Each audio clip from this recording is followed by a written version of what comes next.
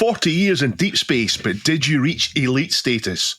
All this and more coming up on This Week in Retro. High-resolution color graphics. This land of high technology.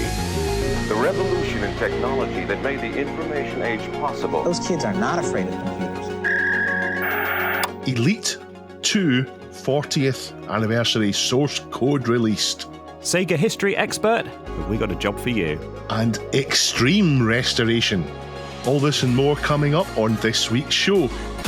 Up-to-date news for out-of-date tech. We have a special guest this week. We have a guest, I don't know if anyone remembers him, but he's been on the show before. This is Neil Thomas from RMC The Cave. Neil runs a YouTube channel and a museum in the Cotswold in England, deep in the Shires. Neil, hello, welcome to the show. Hello, Dave. Thank you so much for having me on your show. How are you, Neil? Welcome back. Thank you. I am back here this week as a guest because this week I am phasing back into work, which tells you that the whole adoption, the whole parenthood thing over the last few weeks or longer than that has been a success, and I am able to get back to work as planned. So I'm really pleased about that.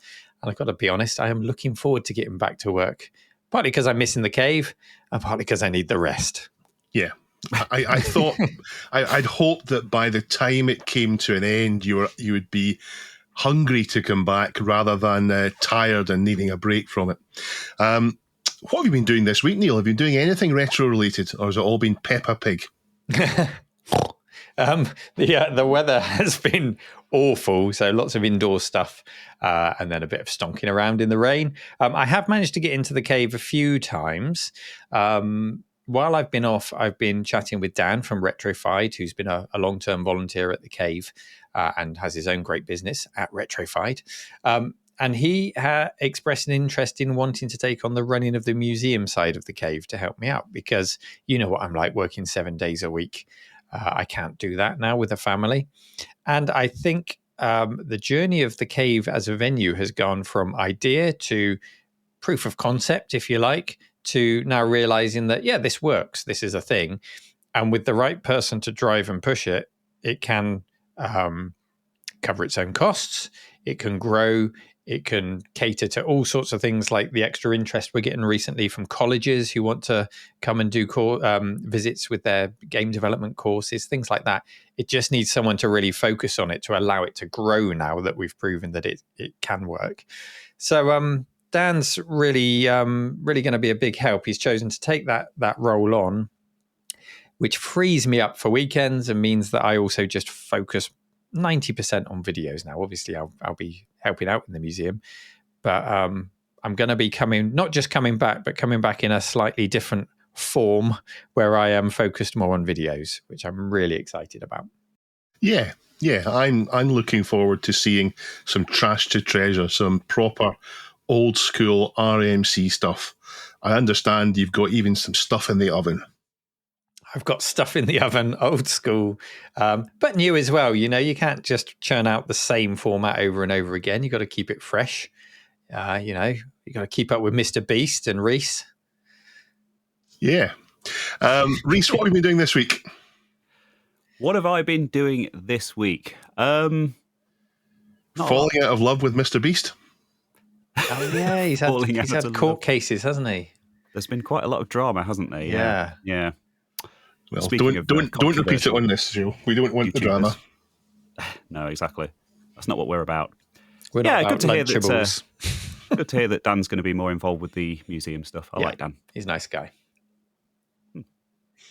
Shall we get on with it then? Shall we get right into the stories? What have you been up to, Dave? This week I've been trying to turn an old, obsolete little Chrome box into a tablet kind of thing. I've got a big touch screen and this thing, and trying to make it into a tablet for watching YouTube videos and getting frustrated with that because it doesn't quite work properly.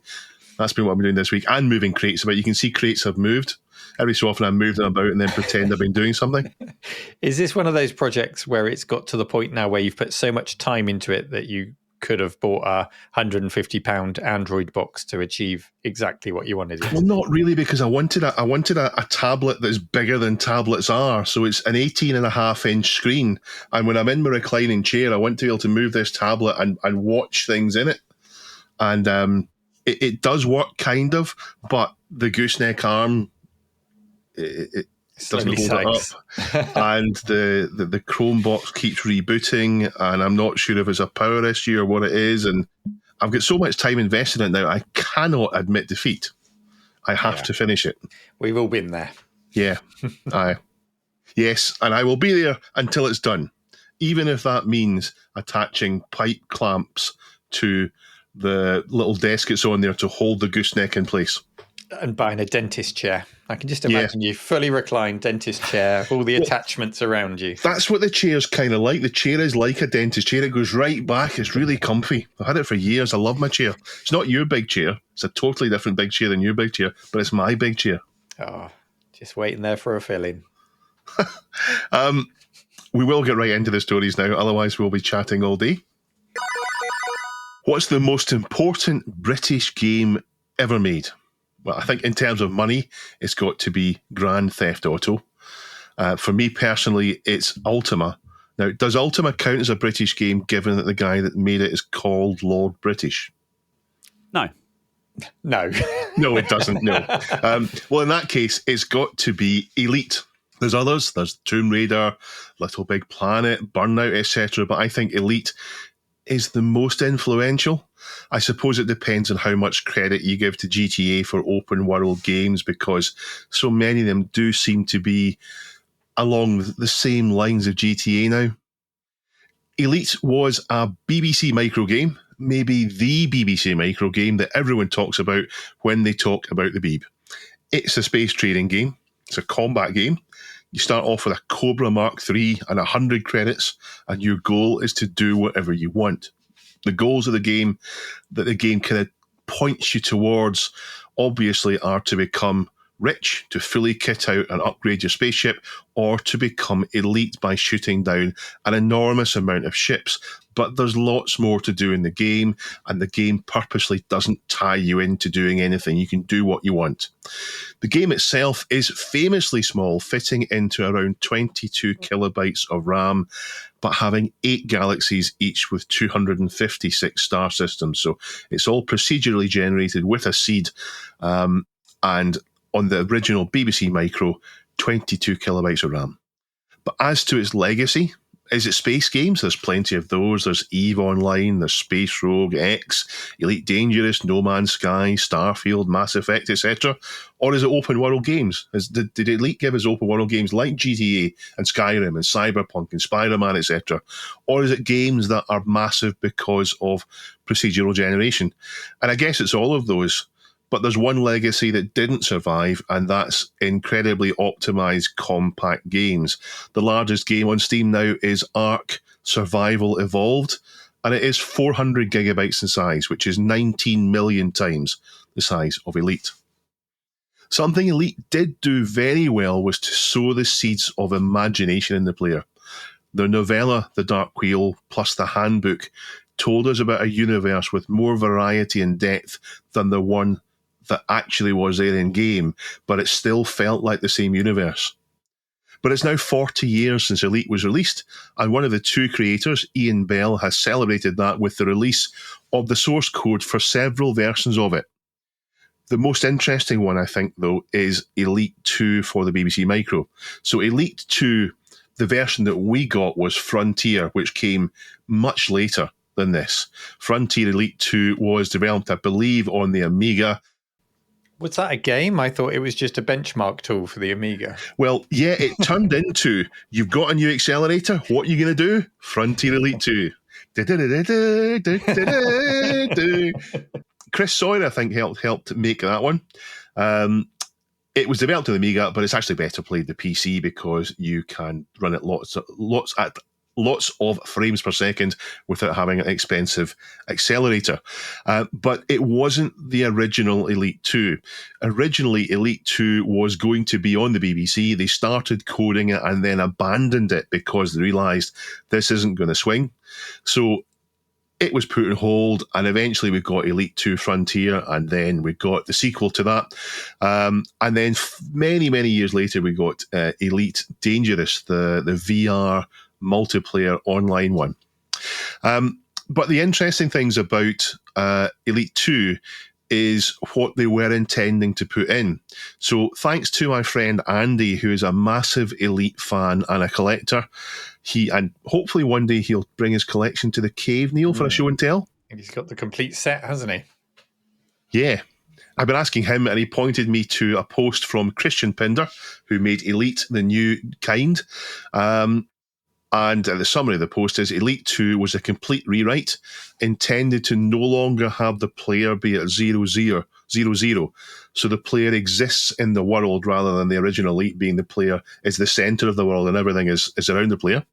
New space dust, ships with turrets, ships attacking each other, players could have wingmates, new maths, etc., things orbiting stars, new planet styles. And you can see that lots of that made it into Elite 2 Frontier and 16-bit systems. And in fact, some of it made it onto Elite Plus, which was a kind of when the game was ported to PC, ST, and Amiga, they added a few extra bits in. But I'd love, now that we're not in this push to go on to new systems and faster systems, I'd love for the source code for Elite 2 in the BBC to be taken and completed and to be able to play something that feels very much like BBC Elite 2 as it could have been if the BBC hadn't BBC Micro kind of fell away quite quickly if that hadn't happened. A bit much to ask, but maybe it could be an Aegon exclusive. BBC Elite 2 for the Aegon with its BBC basic roots. I know. I guess there's a little bit of a link there. Quite nice. Anyway. I do hope we get something like it though. What do you think, Reese?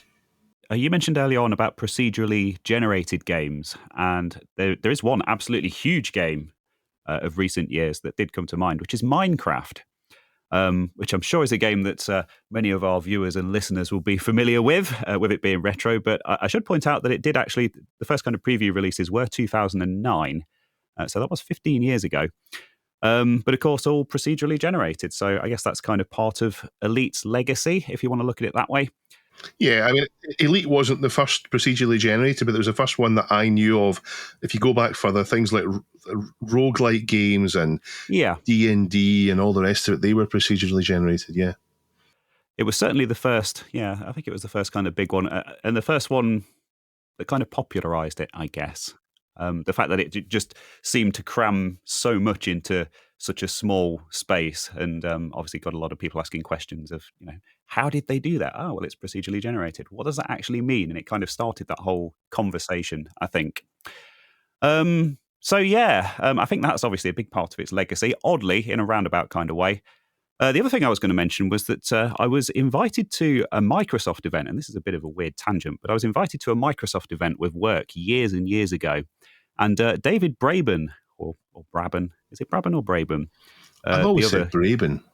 Yeah, co-creator of Elite. It was when the new one had just come out. I think it's Elite Dangerous, and he gave a really, really fascinating talk. It was about an hour, just about procedural generation and the algorithms behind it and that kind of stuff, because it was a developer conference. So seems he's still kind of very much into, or at least he was at the time, into that kind of thing, which was good to see. It's funny how it's come around, because procedural generation now has got a bad name in games, because if you rely too much on it, like I've not played Starfield, but I believe Starfield did, you end up with loads and loads of places and absolutely nothing to see in them. Like No Man's Sky had that initially, and then they've managed to pad it out. What do you reckon, Neil? Well, yeah, I guess when you talk about procedurally generated things in the modern day, you then make a link to AI, and that's a bit of a dirty word when it comes to the creative industry at the moment, even though it has, wonderful possibilities for the gaming industry. Things like NPC scripting and things like that. You could make worlds feel much more realistic. Anyway, on Elite, I've recently been reading this book, which I will be getting in stock soon, and we have the author coming to do a talk at the Cave. It's called Memories of Firebird, The Unofficial and Unauthorized History. Really lovely book by Richard C. Hewison. And it has a huge section on Elite because Firebird was the software publishing arm of British Telecom. And Firebird won the rights. So obviously Elite was published by Acorn Soft, but in 1984, the rights to convert it to other platforms were auctioned, which was quite unusual at the time to have an auction. It was very common in the book publishing industry, so you could buy a book to publish in different languages, but not common at all in the games industry. So it made a few waves in that respect. BT went steaming in with a bid of £100,000, it's reported, which was, a big gamble in 1984. They won it. And so they had the rights to convert it to all the different platforms. And there's a sales chart in here, which I'll hold up for Duncan. There you go. And I'll just read out what's on there. So the biggest selling version of Elite was the Commodore 64, unsurprising given the size of the platform. Next, it was the ZX Spectrum. 84, so it was out in that 8-bit era. But third, the Amiga, so the 16-bit port to the Amiga. I can't remember. Did that one have filled polygons? I know the Archimedes one did. Yeah, it did. Fourth, Amstrad CPC, not far behind the Amiga. Then the Atari ST, all the way down there in fifth. IBM PC, Apple II, and then a tiny, tiny blip on the chart, the lowest selling one, MSX. That got a port too. There was a later, I think, unofficial port to things like the Sam Coupe later, and there was an Einstein version which doesn't even register on there. So yeah, that's where it stands on the sales charts. And of course, it was also those conversions were the first piece of software to use the LensLock anti-piracy device. Oh, were they the first? I hate that. Yeah. So you would, for people that don't know, that was a lens that you'd have to calibrate first. So you'd hold it flat on the screen until you saw like an H symbol, which you lined it up with.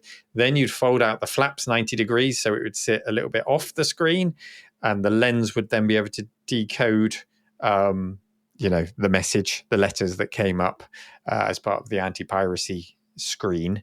And I learned from this book that the Commodore version was published with the wrong instructions on how to use the lens lock. So not only did you have a really fiddly, annoying anti-piracy device, you had instructions that didn't tell you how to use it properly. And that's the reward you get for paying for your software and not pirating it. I mean, obviously everyone hated lens lock, at least I did. And the pirates cracked it and found a way around it. There's loads. The other interesting thing I would just raise was that you did get a postcard where you could send off your score to be put into the annals of Elite status. And the top 12 from a particular year then got to take part in a competition, a shootout to see who was the best at Elite, which took place in London. The UK, the prize was an all expenses paid trip to New York, and a chap called Colin McClinton from Belfast was the winner of the UK's best Elite player. So, Colin, if you're listening, well done. No relation to your dad. No. Elite is amazing. Now, there's still a huge Elite community that's been active all these years. It's never died away. So I think there's a very good chance that something will come of this Elite 2 source code. It may be, and it's just out, so that an analysis of it hasn't been done.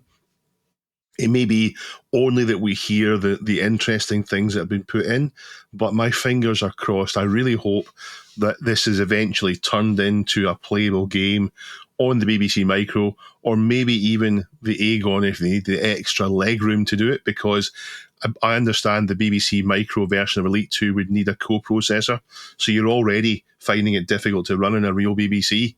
Well, not difficult, but more difficult to run a real BBC, so you might as well use the Aegon. There's your idea, Neil.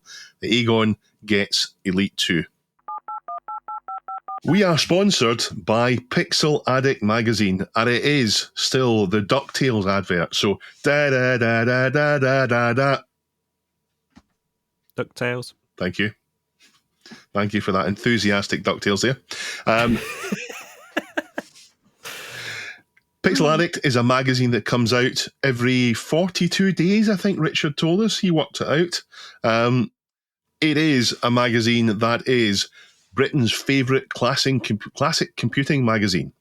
They've also called it a digital lifestyle magazine before. It is an interesting magazine with a range of subjects in it, not just games.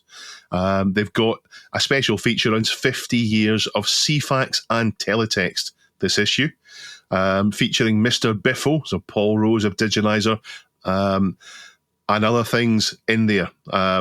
You can go to the website. Neil, do you know the website? Pixel.addict.media. Fantastic. And you can subscribe. You can buy individual issues. You can get them delivered, shoved through your letterbox, or you can get them in PDF and read them on whatever format you choose, including a tablet attached to a bedside table. Do you know your Eggman from your Robotnik, your Master System from your Mega Drive? Then Sega needs your help. Dave, is it Sega or is it Sega? Is it not Sega? Sega. Sega. Sega. Sega. Sega. Okay. Well, a regular submitter, Pajako6502, has shared a story with us this week that should be of particular interest for any Sega fan. I think I'll stick with Sega. Particularly the Sonic the Hedgehog series, who also happens to be looking for a change in career. This story is over on mynintendonews.com. Work that one out, and reports on a job listing that has popped up on one of Sega's official websites. It has the mysterious title of archivist, law, as in Lore, and I think I'll let their intro speak for itself. So this is how they've started this job listing. Sega, what do you think when you hear that word? Do you think of the console with the iconic harmonized voice fire-ups, or do you think of the countless gaming hits from Sonic the Hedgehog, Golden Axe, or the Persona series? When we think of Sega, we think of its evolution as a pioneer in the video game market to one of the most prominent video game developers and publishers ever. Globally, Sega has over 5,000 employees passionately working to bring the best gaming entertainment to players around the planet.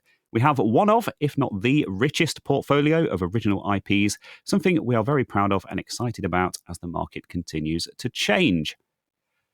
New streaming technologies and shifts in the retail landscape are well poised for what will be the most disruptive and innovative time in our industry. Our IP strategy positions us well for this, and we are enthusiastic about the future. There's never been a more exciting time in the company's history to join Sega. And if that doesn't get you all worked up, I don't know what will. So what does the archivist job actually entail? Well, I see there are a few mentions of Sonic the Hedgehog specifically in this listing, so I think as someone who's never actually managed to complete a Sonic game, that does kind of rule me out. But the job seems to consist of developing and maintaining a central knowledge base of Sega history, an asset library, documenting, digitizing and archiving physical media. And perhaps the most interesting thing to me is supporting other departments, including game dev and marketing. So the job is based at Sega's Burbank, California office, and from the $100,000 to $130,000 salary, it seems that they're actually taking this role very seriously. So it sounds to me that rather than some musty old vault hidden away from human eyes forever, this is very much an active effort in documenting and preserving a series that has over 30 years of history, spanning at least 95 games. And I say at least because that's the number reported at IMDb, but it does seem that there is some debate as to what actually constitutes a mainstream canon Sonic game for some reason. But anyway, either way, there is a lot of them. Of course, preservation is something we're very passionate about here on This Week in Retro, and I, for one, am really pleased to see that gaming is becoming more and more accepted as the important part of our cultural heritage that it is. So, Dave, what is your favourite Sonic game, and will you be applying? So my favourite is Sonic the Hedgehog. Okay. And of course, I don't think I need. Good one. Yeah, I don't need to apply. I expect they'll come to me. They've probably got me in mind when they're doing this. But seriously, though, there will be no shortage of experts who think they could apply. There are loads of people who are right into their Sega stuff. But the question is, will they find someone who's qualified but also has the right personality for it? And I'm trying to imagine what I think will be important for this. And I think when if I'm thinking about when a new thing is released in a very old franchise, there are always a gaggle of people who are there to criticize what it gets wrong. I sometimes find myself doing that, like the new Lord of the Rings of Power series. They either don't care that they're getting things wrong, or they don't know that they're getting things wrong. And I wonder if that's what a great part of this job will be when they come out with new games and so on. Will they consult the archivist and say, right, Mr. Lore, what are we getting wrong here?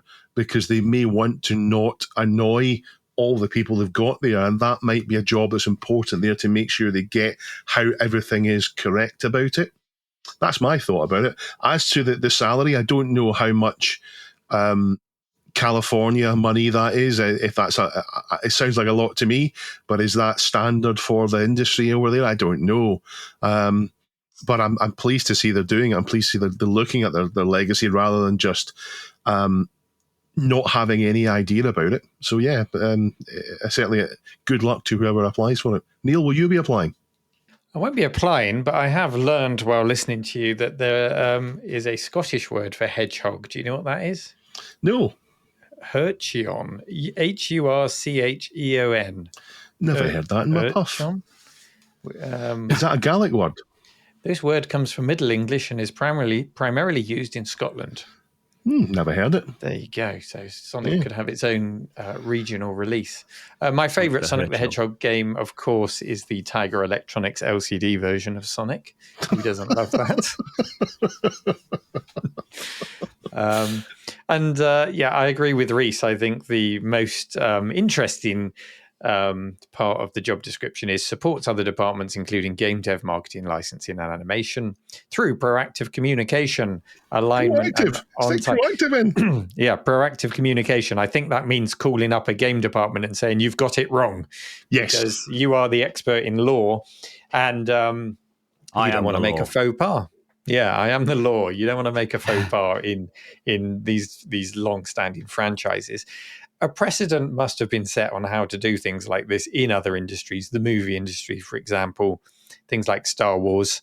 I mean, there must be so much work has to go into the lore of that. And I know they don't always get it right, and the super fans call them out on it. But it's interesting to see how this is being talked about in a gaming context. Overall, it sounds like Sega has taken its history seriously. Part of the role is to help drive new product, identify new opportunities, use the company's history, let's be honest, to make more money. You know, what can we dig out of this lore to make more money, and what other games or sub games from these franchises can we make? But if the side effect of that is a well-managed, digitized archive of their history, that's great. I would say just please make sure it's accessible publicly, as much of it as possible. Please, please, please. Yeah. Absolutely. We don't want it locked away. So, yeah, it will be interesting to see what comes of all this. And, hey, if you're the world's biggest Sonic the Hedgehog fan, whatever it was, then the link to the listing will be in the show notes. And don't forget to tell Uncle Sega that we sent you. Hope they don't forget the arcade games. Because when people talk about Sega these days, it's always about the consoles. And I get that consoles are so important to people, but their legacy started with the arcade games, and you wouldn't have the console success without the arcade games. And pre-video games. I mean, Rees mentioned video games as when he was reading verbatim from the description, but, you know, there were the electromechanical games as well. Do they get included in their lore? Is there any money in them, including them anymore? Yeah, the listing, I wasn't quite sure what to make of the listing, because it does mention Sonic in a few places, but then it does seem to also be kind of more of a general Sega role. So I wasn't really sure what kind of angle. Initially, I went with just the Sega angle, and then I thought, no, this is actually a Sonic the Hedgehog job. So is Sonic at least 50% of their IP? I don't know. I guess so. I guess that's kind of the main thing they're known for nowadays, isn't it? Yeah. So. Dave's housekeeping. Boom. What? We're going to get a copyright strike for that. I want to welcome on 2 new patrons. I want to welcome Jason and Nikki. So thank you very much for becoming patrons of the show. Despite what you've just heard, we do try very hard. And we welcome you on to the ranks of the twirlers. If people want to become a twirler, where should they go, Neil? Patreon.com or patreon.com/This Week in Retro. The top voted submission this week isn't really a retro article. It's a thank you from Nikki, who titles it, "Thanks for helping with my cancer recovery." Now, I'm not sure what to say in reply to this. It is incredible to hear that something we do can help people through a difficult time. I'm not sure how to reply to it. I'm absolutely speechless about it. It's really touching. He does say, "Don't worry about me. I'm well on my way to recovery. I did a 42.2 kilometre run yesterday before we're going back to work just to make sure I was fit and well enough." So Nicky is back on his feet again properly. But incredible to read that. I don't know what to say about it. We do this every week, and it's amazing to hear it makes a difference to people's lives. I should point out, he does kind of casually mention going for a 42.2k run, but that is a marathon. That's 26 miles. So, my hat is off to you. Yeah, that's incredible. Just to check everything was all right. Just going to pop out and run a marathon. So I think, yes, very much recovered. And I had to show that post to my wife, Lily, just because it meant so much to read that. And as you say, Dave, just to for a moment, to be slapped around the face and realize that you have that kind of impact on someone's life. You don't actively think about that so often. So thank you. It was a lovely post. Yeah. The third top link is someone spotting I got a mention on an LGR video. So hello, Clint. Clint was demonstrating a dongle and chose to use Twir for the demonstration. Neil is returning next week. Hang on. Clint was demonstrating a dongle. And he's demonstrating a dongle, as you do. Are you the dongle, Dave? No, I wasn't the dongle, but he was dongling me on to his PC. Just had to go on Clint's dongle. Yeah, you've been on there a couple of times. You're like his Easter egg now. I like it. Yeah, I hope that's it.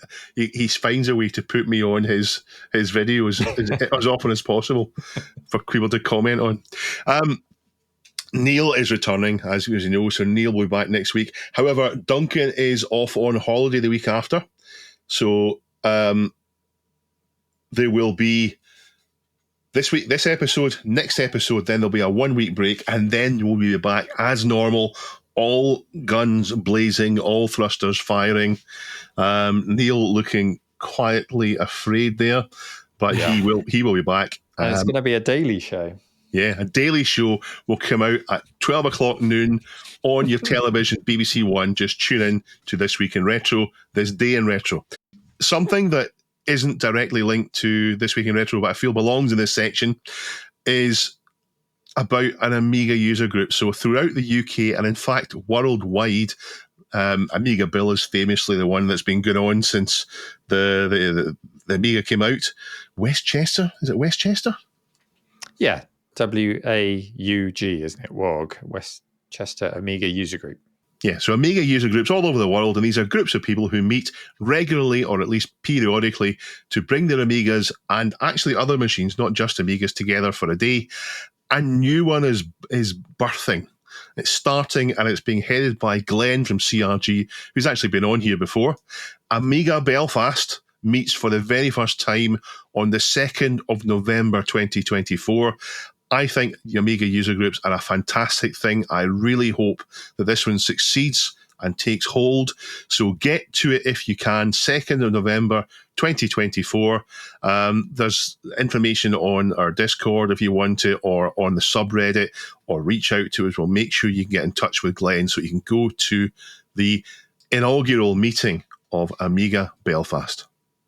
On to briefs, and Pajako tells us about a Half-Life discovery from a decades-old CD in a storage unit that I've not had time to look at, so I don't know what he's talking about. Did anyone look at this? I no? Did you? Oh, CD. Thank you, Nita. Thank you, Reese. What is it? It's an early copy of Half-Life that was sent out to testers, but it's pre-release, but I think it was only a month or so before the actual sort of gold master release. So there are some quite minor and subtle changes and some stuff that was cut from the actual finished game, I think. So people are still kind of picking it apart and seeing what they can find. Sounds like it's one of those nice things to archive as a piece of history, but to actively go out and play it, you're going to get an experience that is close to retail, but maybe crashes more. A lost Professor Layton game, only released in Japan 16 years ago, is getting a translation after an old phone find. Taki Uden, who's the creator of Mr. Pie, has teased a PlayStation-looking FPGA thing. So it's on time extension. Now, the Mr. can already do this. So my presumption here, and this is me out on a limb here, is that he's going to cook up a Mr. Pie with the PlayStation stuff connected to it, so that you've got an FPGA PlayStation 1, which I know that Richard's already done with the Mr. Multi-System.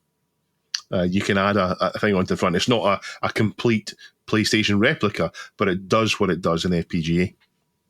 Yeah, there is a PlayStation-style case for the multi-system, and of course you can get those snack adapters that slot on. So obviously far from an official product, but it looks PlayStation-y enough if that's your bag, yeah. But I'd be interested to see what Taki comes up with. Pajako links a Gear Patrol article about a Japanese hi-fi company still making snack separates. I don't think I've seen Tecmo doing a video on this yet. No. I'm sure he would want to. Whether maybe he's done a video and I've missed it, but I know that any time he does a video on modern tape deck mechanisms, they turn out to be rubbish. C3R7X Serix, maybe, links an 8-bit guy video of Second Reality. So that's a famous PC demo running on his Commander X16, which uses a much faster 6502 than back in 8-bit days, which I presume is why he's able to get it to run on his Commander X16. And there is loads and loads more on the subreddit, which if you want to go to, Reese, what's the URL? It's reddit.com/r/thisweekinretro. You've memorised that just in time. So those of you who didn't pick it up, this will be Reese's last guest host appearance on This Week in Retro for the foreseeable future. He has been fantastic. He's been a real trooper. He is busy beyond belief with his own stuff, but he still has made the time to do this. So thank you very much for coming on. Give your channel a plug, Reese. Just make sure people know where to find you. Yes, I have a YouTube channel, Control-Alt-Reese, where I make videos about old computer stuff. Very interesting videos. You've done a recent one on tiny computers. You've done one on Windows Update, on the replacement for that for Windows 95 all the way through to Windows XP, desk computers, all sorts of stuff. Give Reese a look there. He also does his own podcast, Reese Rambles, which comes out at 1 minute before midnight, I think. 1 minute to midnight. 2 minutes to midnight, Dave. Is it 2 minutes to midnight? Maiden reference. 2 minutes to midnight.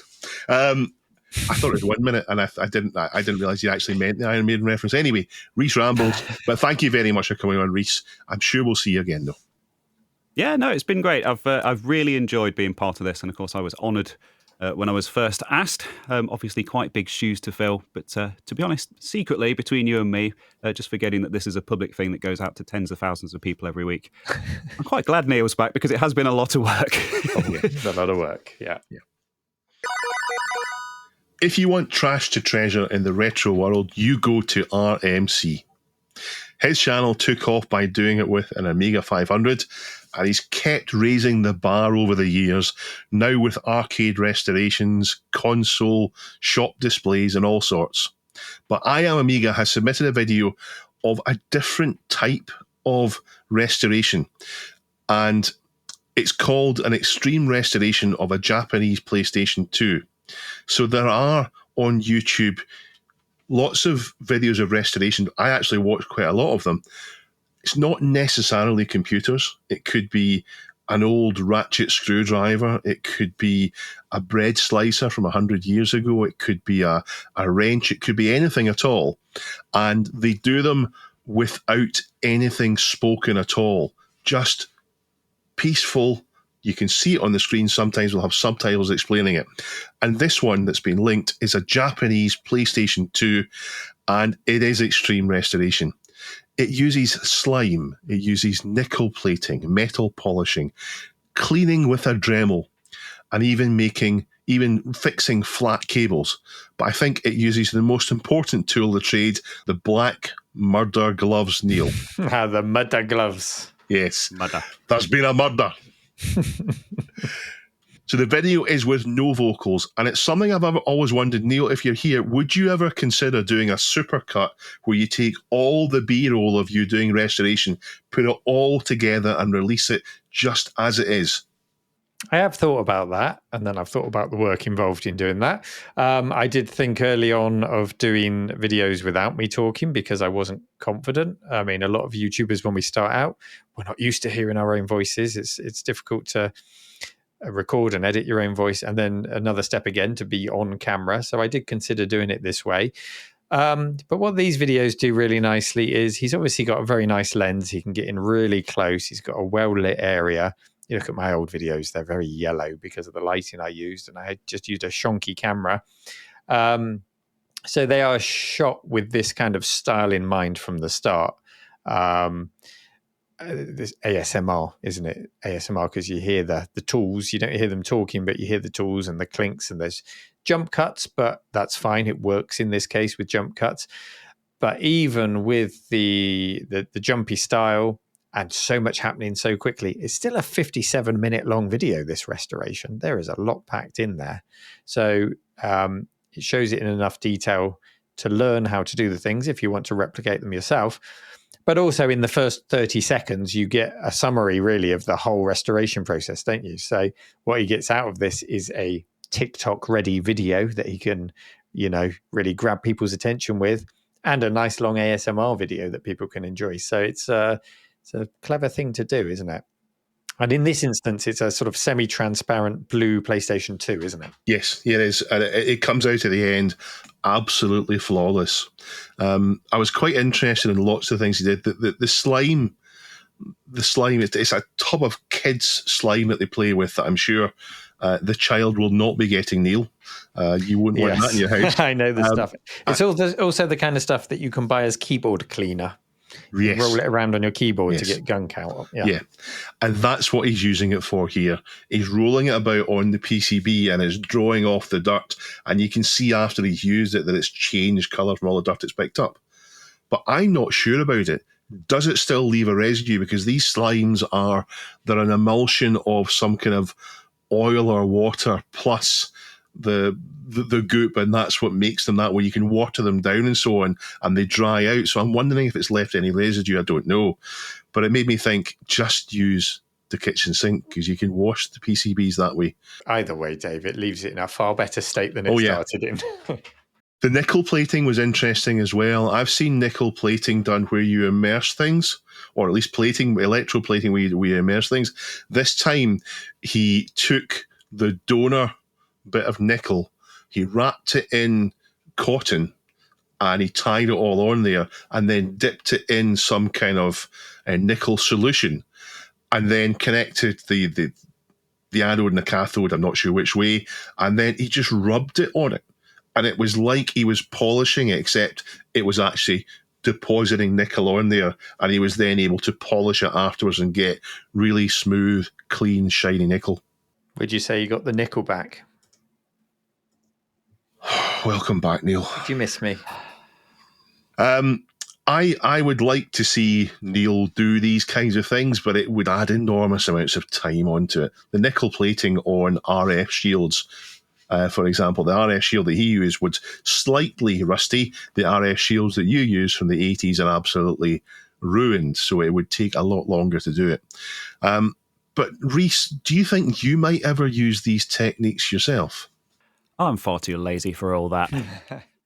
No, I must say, on this video, you mentioned earlier about those fake restoration videos that seem to there are plague fake ones. YouTube. Yes, where people will, they'll bury something in the garden and then dig it up a week later and say, "Oh, look at this, acorn electron that I found at the side of the road," and it's all fake, and then they end up replacing everything with brand new parts. And I must admit, when I saw that this had been submitted, looking at the thumbnail and the title and stuff, I pretty much instantly just wrote it off as being another one of those. I was thinking, well, why would someone submit this? Because these are all over YouTube. They've all got millions of views. And of course, I actually watched it because it's This Week in Retro, and why would someone have submitted it if it wasn't any good? And turns out that no, it was a genuinely brilliant video. Yeah, some really interesting techniques, and hopefully I can take some inspiration from it myself. He doesn't even list exactly what he's using for things. Yeah, there's a huge amount of talent displayed. I had the same thoughts one, because I think this channel might have come up in conversation before with an earlier video of a PS1, which is the cut price original PlayStation, not the PS1. No, not the PS1. It was a Famiclone on this channel, and it looks like it has just been taken out of a Hoover bag. You know, the way the dust is on it just seems completely unnatural. But then why would somebody display an hour of excellent skill and effort and feel the need to do that? So I think it really sort of justifies itself. It's not one of those channels. Maybe it's been staged by adding more dust to it to start off with. I don't know. But certainly when he stripped it down, there was dust and decay and things in places where it couldn't have been faked, if that makes sense. It had to be through wear. So there are fake things on YouTube, unfortunately. People will do anything for I know. People telling lies on the internet. I know. You think someone would do that? Just go on the internet and tell lies. And you look at it and you think, well, why wouldn't you have dusted it or whatever? But I myself have, seen something filthy that someone's offered me and said, do not clean it, do not touch it. And I've carried it very carefully to my bench because I want maximum dust for when I get the slow motion sprayer on there, So that's I've got shelves full of stuff like that. Yeah. Don't clean it. It'll look better on camera when I come to actually clean it myself. So it is an interesting video. I watched it all. I didn't think I would watch it all, but I watched it all almost an hour of it. And it's a nice peaceful thing to watch. It's a nice mindful, restful thing to watch it. So give that a watch if you'd like to. On to the community question of the week. And last week, I'm just going to take it out of contest mode. Last week, we asked you the question, which I think we've actually asked you before. Oops. Oh, have we? Yes. Play On have brought us the Atari 2600 Plus and the 7800 Plus, but what would you like to see them tackle next? Pissed. It doesn't have to be Atari. We've kind of asked a similar question, but we're asking what kind of, well, not so much. We've asked what mini people would like, but I think this is the Play On stuff is a bit in between mini and real thing. So we asked that question. The top answer is from Gavin G, who says, "I'd love to see a modern take on the Vectrex." Now that's a brilliant thing. It has to have something that is convincingly a vector display. I've seen a Vectrex in person at the cave. There is nothing else like it except vector monitors. Well, the only way you're going to replicate that, I think, in the modern day is using lasers. And then that comes with its own, safety and shipping and certifications. I'm sure, I don't know what they are, but I'm sure you can't just ship something filled with lasers. Like a CD-ROM, like a CD drive. Well, your eyeballs aren't in the CD drive, are they? No, that's a good point. A good point. No, I would love to see a modern Vectrex, but like I said, it has to have that glowing vector display. Reese, who's next?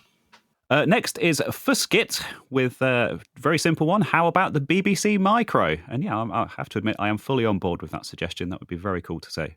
Boop, beep. Robert Crowther points us out. Didn't we all decide this a few weeks back? And let me find out what he's linked to the question. Which system would you like to join? See the lineup. He has quoted the top answer, hasn't he? Yeah. It was 2 weeks ago, Dave. Okay. 2 weeks ago. Quite the same question, but it was a lot very, very close. Perhaps we should have chosen a different question last week, where we are not perfect. So thank you, Robert. What should our question of the week be? Yeah. Would you like to read one out, Neil? Would I like to read one out? Yeah. Sure, I'll read the next one from Tungsten Orchid. Says, Nintendo Virtual Boy, just less headache inducing. Have you had a headache from yours, Neil? No, but then I've not really sat down and played it for an hour. I've maybe play it in 10-minute chunks when I do play it. Yeah. Antiques for Geeks says Atari ST and Jaguar would be interesting, but the market probably isn't big enough to support them, at least not in the form I'd like. I'm not sure, but there's no reason why perhaps we couldn't get the Atari ST and the Jaguar in the same machine in the same way they did the 2600 and the 1700. I don't know. Malcolm says the Konix multi-system. There's a nice one. The Dreamcast, the Intellivision Plus, the Atari Falcon. I'm not sure about that. No, I was going to say with the Konix multi-system, it was like a full-blown chair that you sat in that kind of moved around, wasn't it? So I'm not quite sure how useful a mini one of those would be. 'Cause you wouldn't actually be able to sit in it. Put your Action Man in it. Yeah. Yeah. Nervous Skunk says, I want a monitor that looks and behaves like a CRT monitor. I don't care if it looks like an LCD, thousands of tiny LEDs, incandescent light bulbs, or little imps armed with torches. But I'd like a monitor that feels like a monitor and looks like a monitor, but doesn't rely on extinct technology. Must work with a light gun. Well, that's a big kicker, isn't it? Must work with a light gun. Yeah. We will get closer and closer to CRTs as display technology improves. OLED technology has allowed us to do HDR and Dolby Vision on TVs. And for anyone who's not seen that, if you watch a video with lots of dark things in it, then Dolby Vision allows your TV to be darker than normal and brighter than normal, so you can see detail and you can see a huge contrast. And that's one of the things that's missing between traditional CRTs and LCDs, is that contrast and the glow you get from it as well. So I think every time display technology advances, we get closer to emulating the good bits about CRTs that we want, and it will get to a point where perhaps any CRT that you have might not be quite as good as what an OLED can do. But we're not there yet, and I think we've got quite a distance to go, and I think even still, there'll still be a charm to having the proper CRT stripping your skin away and firing it back at you. More resolution, more refresh rate, just keep ramping it up, and then more possibilities become available to us, don't they? Or lasers. Or lasers, freaking lasers. Yeah, sharks with freaking laser beams. On to this week's question of the week. And Rees, what is this week's question of the week? So, linking into our story about Sega's new game archivist, I thought I'd ask if you were the archivist for a big games company, which company would it be, and which game series would you focus on? Sega and Sonic the Hedgehog. Sonic the Hedgehog. Sonic the Hedgehog. Sonic the Hedgehog. Oh, put that on the shelf next to Sam and Max. Open a tin of salmon Max for the kids. The cats. I'm not very well. Oh, no. Thank you. Really, honestly, thank you, Rees, for coming in. It's been amazing having you. Thank you so much. You will be back on at some point, I'm sure. But please do visit Rees in his proper home. Just turn up one night, knock on his door. No, on his channels, Control Alt Rees and Rees Rambles. Thank you for coming on as a guest, Neil. You'll be back next week for a special show next week on your return before the week off. Can I do this every week, Dave? You do all the work and I just turn up as a guest. It was lovely. Aye, sure. Really enjoyed it. Yeah, that's what we'll do every week. But that's us for this week. Thank you very much. Goodbye, everyone. Bye. I'm waving. Rees is waving. Neil's waving. Bye. They're waving. Bye.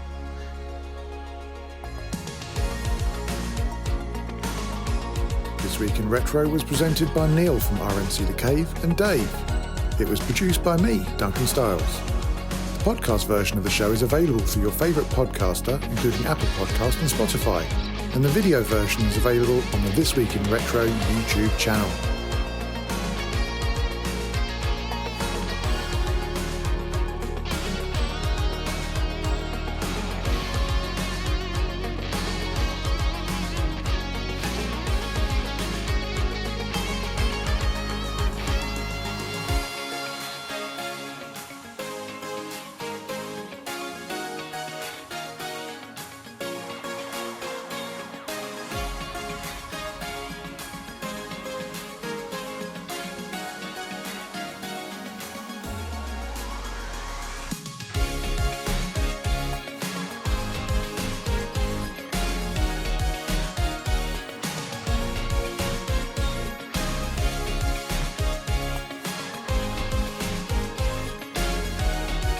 Join our community subreddit at r/thisweekinretro to suggest and vote on the stories we cover on the show.